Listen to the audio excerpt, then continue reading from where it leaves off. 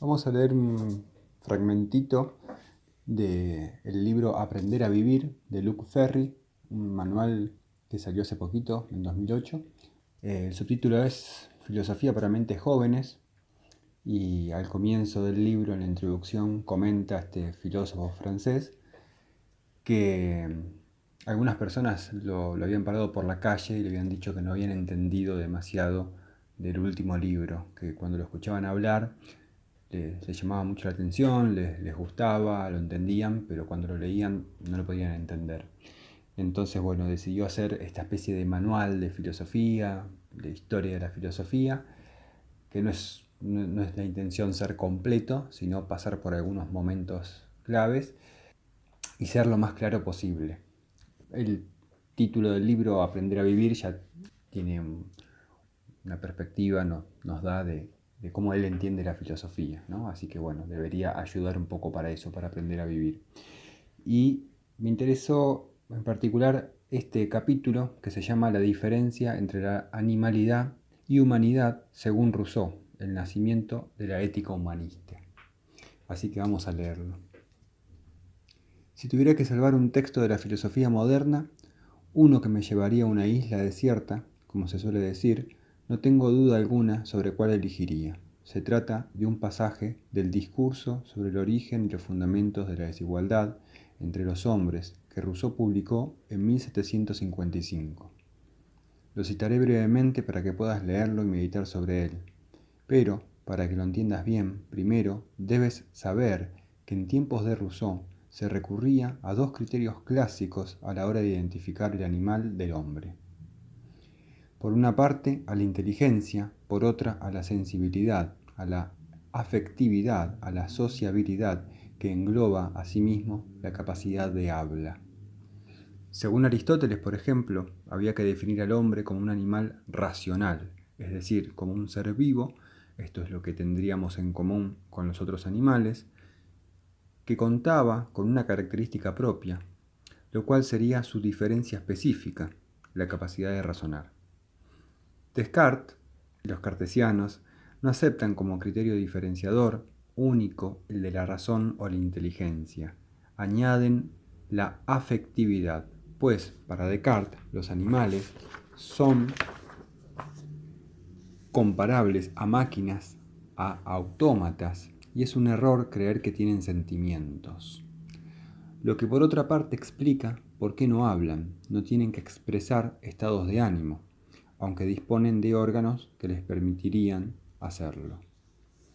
Rousseau va a superar estas distinciones clásicas para pasar a proponer otra, inédita en ciertos aspectos, aun cuando sus premisas se encuentran ya en pico de la mirándola en el siglo XV. Esta nueva definición del humano resultará realmente genial, en el sentido que vamos a poder identificar qué es lo que hay en el hombre que nos pueda permitir fundamentar una nueva moral, una ética que ya no va a ser ni cósmica ni religiosa, sino de base humanista, y va a dar lugar asimismo, por extraño que pueda parecer, a unas ideas totalmente nuevas sobre el tipo de salvación acósmica y atea. Lo primero que afirma Rousseau es que es evidente que el animal, por mucho que parezca una máquina ingeniosa, como decía Descartes, posee una inteligencia, una sensibilidad y ostenta la facultad de comunicarse. Por tanto, lo que diferencia a los seres humanos, en última instancia, ni es la razón, ni la afectividad, ni siquiera la capacidad de habla, aunque a primera vista puedan parecer elementos diferenciadores. De hecho, todos los que tienen un perro saben perfectamente que el perro es más sociable e incluso inteligente que muchos seres humanos. Es cierto que existen diferencias entre nosotros y los animales en estos dos aspectos, pero se trata de una cuestión de grado. No es una diferencia radical, cualitativa. La etología contemporánea, es decir, la ciencia que estudia el comportamiento animal, confirma de calle este diagnóstico. Hoy tenemos la certeza de que los animales poseen una inteligencia y una capacidad afectiva muy desarrollada y que, Entre los grandes simios hay especímenes capaces de adquirir el manejo de elementos del lenguaje muy sofisticados. Por tanto, Rousseau hace muy bien en rechazar tanto la tesis cartesiana, que reducen al animal al estatus de máquina, de un autómata carente de sensibilidad, como las antiguas que hacían del hombre el único ser vivo con capacidad de raciocinio. El criterio de diferenciación entre el hombre y los animales ha de ser otro. Rousseau lo va a situar en el ámbito de la libertad, o como dice, recurriendo a una palabra que vamos a analizar, de la perfectibilidad. Explicaré mejor ambos términos más adelante, cuando hayas leído el texto de Rousseau. Por el momento me limitaré a decir que esta perfectibilidad servía para dar nombre a cierta aproximación a nuestra capacidad de perfeccionarnos a lo largo de toda nuestra vida, mientras que el animal, guiado desde sus orígenes y de forma segura por la naturaleza, o como se decía en la época, por el instinto, es, por así decirlo, perfecto de golpe, desde su nacimiento. Si lo observamos objetivamente, constatamos que a la bestia la conduce un instinto infalible, común a su especie, como si una norma intangible se tratara, una especie de programa informático del que jamás puede desembarazarse del todo. Así, de golpe y un plumazo, se ve privada tanto de libertad como de capacidad para perfeccionarse. Privada de libertad porque de alguna manera se encuentra encerrada en su programa, ha sido programada por la naturaleza de modo y manera que esta última hace las veces de cultura, y privada de la capacidad de perfeccionamiento porque al verse guiada por una norma natural intangible no puede evolucionar indefinidamente, sino que, de alguna forma, es la naturaleza misma la que la limita. En cambio, el hombre se va a definir a la vez por su libertad, su capacidad de eludir el programa que guía al instinto natural, y a la vez por su capacidad para generar una historia en la que la evolución es un a priori indefinido. Rousseau expresa estas ideas en un texto realmente magnífico. Tómate tu tiempo para leerlo antes de que podamos avanzar. Ofrece muchos ejemplos que, si bien en algunos casos tienen un valor más que nada retórico, no por ello dejan de tener una extraordinaria profundidad. He aquí el pasaje. Bueno, vamos a leer este pasaje que es cortito, pero ya para empezar tenemos acá varias ideas interesantes para ir pensando. Me llama la atención que sostenga Rousseau que los animales piensan, ¿no? Que no está acá la diferencia radical entre el ser humano y el resto de los animales, ¿no? En esa búsqueda de ver cuál es la característica propia de estos animales que somos nosotros, bueno, la clásica idea de Aristóteles, que somos animales racionales, podríamos agregar animales políticos, animales que hablan. Y esta otra idea un poco más moderna de Descartes, porque parece más retrógrada todavía, ¿no? Que los animales no sienten. Hoy nadie, creo yo, dudaría de que los animales sienten, tienen sentimientos. Si por ahí lo más polémico es esta cuestión de pensar si los animales piensan o no. Bueno, acá Rousseau parece sostener que sí piensan y que la diferencia en todo caso es de grado, ¿no? Por ahí piensan poco, no tienen tan desarrollado la capacidad de razonamiento y seguido a esa capacidad de razonamiento el habla, ¿no? Por ahí podríamos pensar que los animales se comunican, que tienen un lenguaje propio, que son sociables. Eso creo que sin duda. Bueno, vamos a leer el pasaje a ver qué agrega Rousseau, ya que lo vendió tan bien Luc Ferry. He aquí el pasaje. No veo en cualquier animal más que una máquina ingeniosa, a la que la naturaleza ha dado sentidos para estimularse a sí misma y para protegerse, hasta cierto punto, de cuanto tiende a destruirla o perturbarla. Percibo precisamente las mismas cosas en la máquina humana, con la diferencia de que la naturaleza hace todo por sí sola en las operaciones de las bestias, mientras que el hombre concurre a las suyas en calidad de agente libre. La una escoge o rechaza por instinto, el otro por un acto de libertad, lo cual hace que la bestia no puede apartarse de la regla que le está prescripta, ni siquiera cuando le sería ventajoso hacerlo, y que el hombre se aparte de ella con frecuencia para perjuicio suyo. Así es como una paloma moriría de hambre junto a una fuente llena de las mejores carnes y un gato sobre un montón de frutos o de grano, aunque ambos bien podrían nutrirse del alimento que desdeñan si se les hubiera ocurrido intentarlo. Así es como los hombres disolutos se entregan a excesos que le causan la fiebre y la muerte, porque el espíritu deprava los sentidos y la voluntad sigue hablando cuando la naturaleza calla.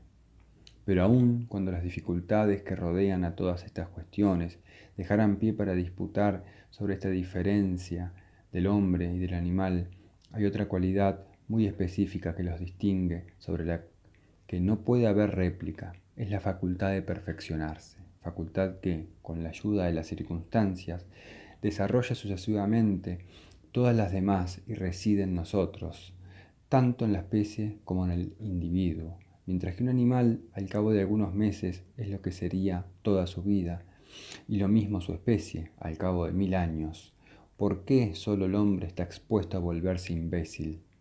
¿No es así como retorna a su estado primitivo y como, mientras la bestia, que nada ha adquirido y tampoco tiene nada que perder, permanece siempre con su instinto, el hombre volviendo a perder, por la vejez u otros accidentes, todo cuanto su perfectibilidad le había hecho adquirir, vuelve a caer más bajo que la bestia misma? Bueno, este es el fragmento que cita Luc Ferry de Rousseau, y la propuesta de Rousseau de que lo distintivo en realidad en el hombre es su libertad, ¿no? El hecho de no estar programado por este instinto, ¿no? por la naturaleza, y al mismo tiempo su capacidad de perfeccionarse. El reverso de la moneda de esta capacidad de volvernos mejores, no solamente individualmente, sino como pueblo, ¿no? Como sociedad, es que también se pueden hacer peores, ¿no? Se pueden arruinar hasta caer incluso más bajo que las bestias. Vamos a leer un pedacito más del texto, a ver cómo sigue. Estas frases bien merecen una reflexión. Empecemos por examinar los ejemplos del gato y la paloma. ¿Qué nos quiere decir con ellos Rousseau? De entrada, que en el caso de los animales, la naturaleza configura un código intangible, una especie de programa informático, como te decía antes, del que son incapaces de desembarazarse. Esta es la razón por la que se ven privados de libertad. Es como si la paloma estuviera encerrada, como si fuera prisionera de su programa, de gran granívoro, al igual que el gato lo es de su condicionamiento de carnívoro. Y ninguno de los dos es capaz de escapar, aunque sea mínimamente de él. No cabe duda de que la paloma puede picotear algunos pedacitos de comida o el gato mordisquear algunas biznas de hierba, como se les ve hacerlo a veces en los jardines. Pero, por lo general, su programación natural no les deja prácticamente margen de maniobra. Ahora bien, la situación del ser humano es distinta. Esta es la razón por la que puede considerarse libre y, por consiguiente, perfectible, porque él podrá, a diferencia de los animales, lastrados por una naturaleza casi eterna, evolucionar. Está tan poco programado por la naturaleza que puede desembarazarse de todas las reglas prescriptas para los animales. Por ejemplo, puede cometer excesos, beber alcohol o fumar hasta morir, algo que los animales no pueden hacer. O, dicho en palabras de Rousseau, en las que se contiene toda la política moderna, en el hombre la voluntad habla incluso cuando calla la naturaleza. Esto es lo que dice Rousseau y cita textualmente, repito. En el hombre, la voluntad habla incluso cuando calla la naturaleza. En este sentido, se podría decir, en el caso del animal, la naturaleza habla todo el tiempo y en voz alta, tan alta que a decir verdad, éste no puede sino obedecerla. En el caso del hombre, asistimos a todo lo contrario. Lo que le domina es una cierta determinación. Es obvio que la naturaleza está ahí y muy presente, como nos recuerdan todos los biólogos. Tenemos un cuerpo, un programa genético, el de nuestro ADN, formado por los genomas transmitidos por nuestros padres, y sin embargo el hombre puede apartarse de las reglas naturales. e incluso crear una cultura que sea contraria a ellas, punto por punto. Por ejemplo, la cultura democrática, que tenderá a contrarrestar la lógica de la selección natural para garantizar la protección de los más débiles. Qué interesante y qué certero esto, ¿no? Como los seres humanos somos capaces de crear cultura, ¿no? A partir de esta idea original de que somos perfectibles, de que somos libres, de que podemos ir en contra de la naturaleza, se van a ir desarrollando distintas características que son propias de los humanos, ¿no? Como esta de crear cultura. Y bueno, acá el ejemplo de la democracia como algo contra natura, ¿no? En contra de esta idea de la selección de la especie o la selección de los más aptos. Pero contamos con otro ejemplo de carácter antinatural de la libertad humana, del desligamiento o del exceso, es decir, de la primacía de la voluntad sobre los programas naturales. Acá parece ser que la palabra clave es la voluntad, ¿no? que es capaz de contradecir la naturaleza, el instinto.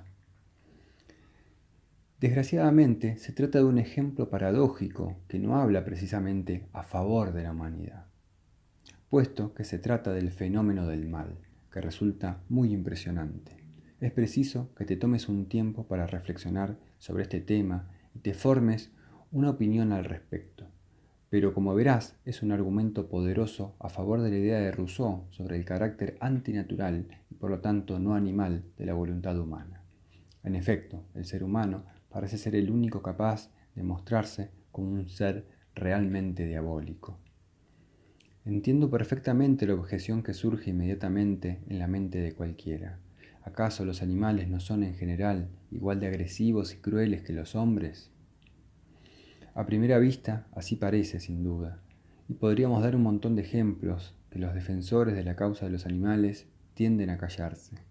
Cuando era niño, vivía en una casa de campo y tenía una veintena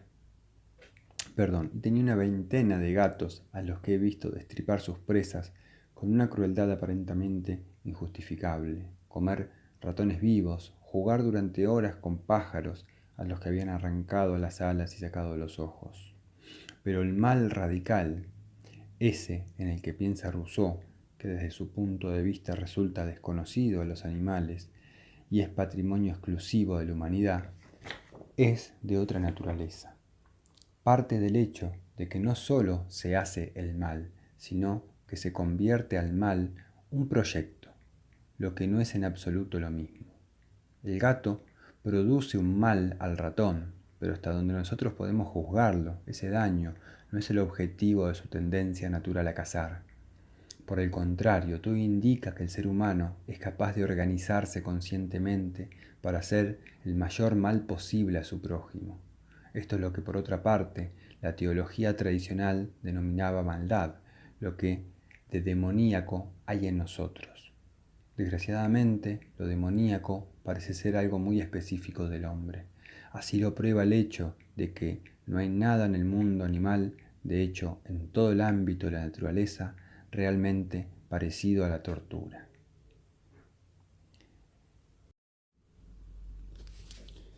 Bueno, como vemos, esta característica propia del ser humano, que es su libertad, puede ser tanto buena como mala, ¿no? Nos puede hacer mejores, más perfectibles, puede hacer que nos perfeccionemos, como nos puede hacer peores, ¿no? Tenemos la libertad, la posibilidad de hacer el mal, incluso conscientemente, incluso hacerlo no solo a conciencia, sino proyectar hacer el mal y disfrutar de eso, ¿no? Esto también nos diferencia de los animales. Los animales pueden hacer el mal, pero inconscientemente, diríamos, ¿no? Sin tener un proyecto de por medio. Voy a pegar un saltito en el texto y voy a leer un último fragmento en el que ya aparecen otros autores. Dice así: en el caso humano ocurre todo lo contrario a lo que ocurre con los animales. No se ve predeterminado por ninguna esencia, no hay ningún programa capaz de encerrarle completamente, ninguna categoría que le aprisione totalmente, de modo que no pueda emanciparse, al menos en parte, su parte libre. Y esto es así tanto si nazco hombre como mujer, tanto si soy francés como si no lo soy, si procedo de un medio rico o pobre, elitista o popular, etc. Pues no hay nada que pruebe que las categorías de las que partimos me vayan a encerrar durante toda mi vida. Puedo ser mujer, como Simone de Beauvoir, y renunciar a tener hijos, ser pobre, proceder de un medio desfavorecido y llegar a serme rico, ser francés, aprender una lengua extranjera y cambiar de nacionalidad, etc. El gato no puede dejar de ser carnívora y la paloma dejar de ser granívora. A partir de esta idea de que no existe ningún tipo de naturaleza humana, de que la existencia del hombre precede a su esencia, como diría Sartre, se puede plantear una magnífica crítica al racismo o al sexismo. ¿Qué suponen el racismo o el sexismo, más allá de que todos somos clones unos de los otros? La idea de que existe una esencia propia de cada raza, de cada sexo, convierte a los individuos en sus prisioneros. El racista afirma que el africano es infantil, el judío inteligente o el árabe perezoso, y por la utilización del artículo él, uno ya sabe que se encuentra ante un racista, ante una persona convencida de que los individuos de un mismo grupo comparten la misma esencia. Algo similar ocurre con el sexista, que se muestra muy dispuesto a aceptar que en la esencia de la mujer, en su naturaleza, está a ser más sensible que inteligente, más tierna que valiente. Eso, por no mencionar que cree que están hechas para tener hijos y quedarse en casa entre cacerolas. Son exactamente este tipo de ideas las que Rousseau descalifica y cuyas raíces mina. Como no existe la naturaleza humana, como ningún programa natural puede encerrar totalmente a los hombres, los seres humanos, hombres y mujeres, son libres, indefinidamente perfectibles y no están en modo alguno programados por predeterminaciones ligadas a la raza o el sexo. Ciertamente no pueden huir, como diría Sartre, al hilo de Rousseau, de su situación. Es cierto, de hecho es innegable que pertenezco a un entorno social y que soy hombre o mujer, pero como seguro que has comprendido ya, desde el punto de vista filosófico que maneja Rousseau, estas cualidades no son comparables a los programas, pues sin duda dejan, más allá de las constricciones que imponen, un margen de maniobra, un espacio de libertad. Y este margen, esta posibilidad de escape, lo que define al hombre y lo que el racismo inhumano quiere anular a todo precio. Bueno, ese fue el fragmentito que quería leerles de Luc Ferry, de este manual de filosofía, Aprender a Vivir, capítulo dedicado a Rousseau, sobre todo al libro El origen de la desigualdad entre los hombres, rescatando de ahí esta visión que tiene Rousseau de los animales, en principio, como seres sensibles y pensantes también, y en todo caso esta posible distinción de los hombres con respecto al resto de los animales, en su libertad y a todos los lugares que nos llevan, ¿no? La capacidad de perfeccionarse individualmente y socialmente, la capacidad de hacer el mal, la capacidad de crear cultura, de tener historia, de tener un proyecto. Bueno, terminamos con esta parte un poco más positiva, ¿no? Como el hecho de que el hombre no tenga una esencia, no esté programado, permitiría discutir con otros argumentos a quienes sostienen un discurso racista o sexista. No estamos determinados, no estamos obligados a ser de ninguna manera, podemos cambiar nuestra manera de ser. No es casualidad que aparezca Sartre ahí, quien dice que el único ser que puede elegir cómo ser somos justamente nosotros, ¿no? Los seres humanos, y esa famosa frase, la existencia precede a la esencia. Primero existimos y luego nos definimos. Y nos definimos sobre todo por nuestros actos, ¿no? No por lo que imaginamos de nosotros o por cómo nos mostramos, sino por lo que hacemos. Ahí se va formando nuestra esencia. Bueno, esto fue el textito de Luc Ferry, de su manual Aprender a Vivir.